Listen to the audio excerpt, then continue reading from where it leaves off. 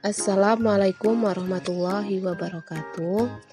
Perkenalkan, nama saya Putri Ganta, NIM 1887203140, Prodi Pendidikan Ekonomi, dosen pembimbing lapangan, Bapak Saiful Anam MPD. Di sini saya ingin memenuhi tugas PPLK 2, yaitu membuat video pembelajaran.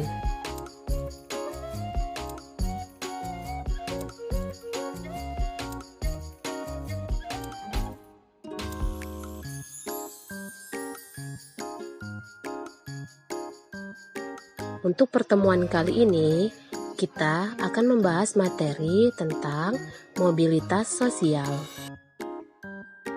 Seorang direktur sedang mengadakan pertemuan dengan bawahannya. Pernahkah kalian memikirkan bagaimana seorang menjadi direktur perusahaan? Menjadi seseorang direktur perusahaan itu tidaklah mudah. Salah satu cara adalah merintis karir sebagai karyawan biasa dan menjalankan tugas dan tanggung jawab sebaik-baiknya, sehingga mencapai prestasi dan promosi, dan pada akhirnya menduduki jabatan direktur.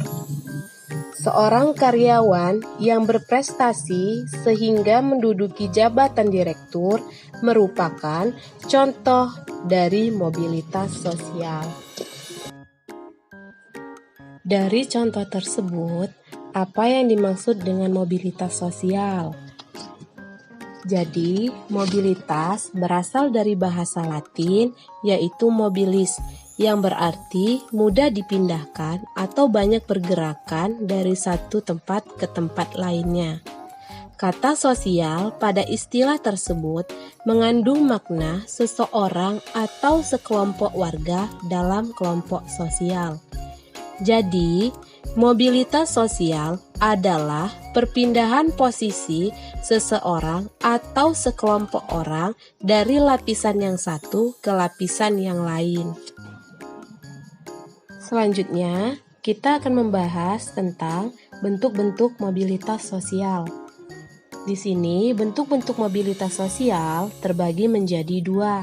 Yang pertama, ada mobilitas sosial vertikal, dan yang kedua, ada mobilitas sosial horizontal. Ada yang tahu apa itu mobilitas sosial vertikal? Jadi, mobilitas sosial vertikal adalah perpindahan seseorang atau sekelompok dari satu kedudukan sosial ke kedudukan sosial lain yang tidak sederajat. Sedangkan mobilitas horizontal adalah perpindahan status sosial seseorang atau sekelompok orang dalam lapisan sosial yang sama.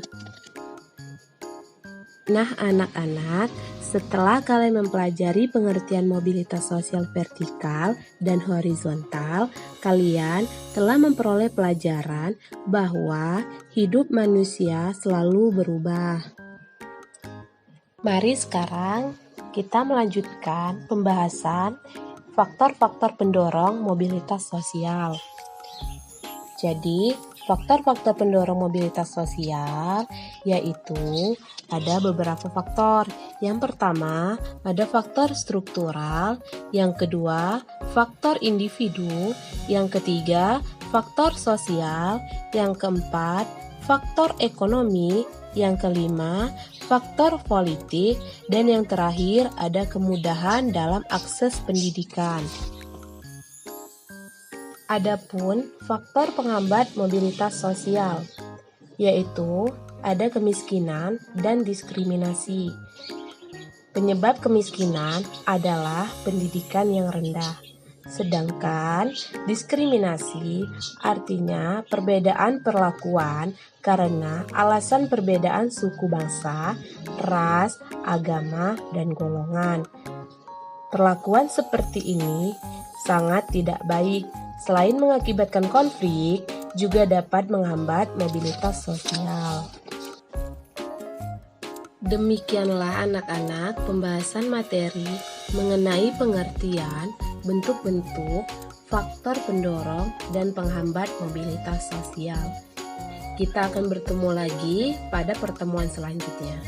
Ibu akhiri, wassalamualaikum warahmatullahi wabarakatuh.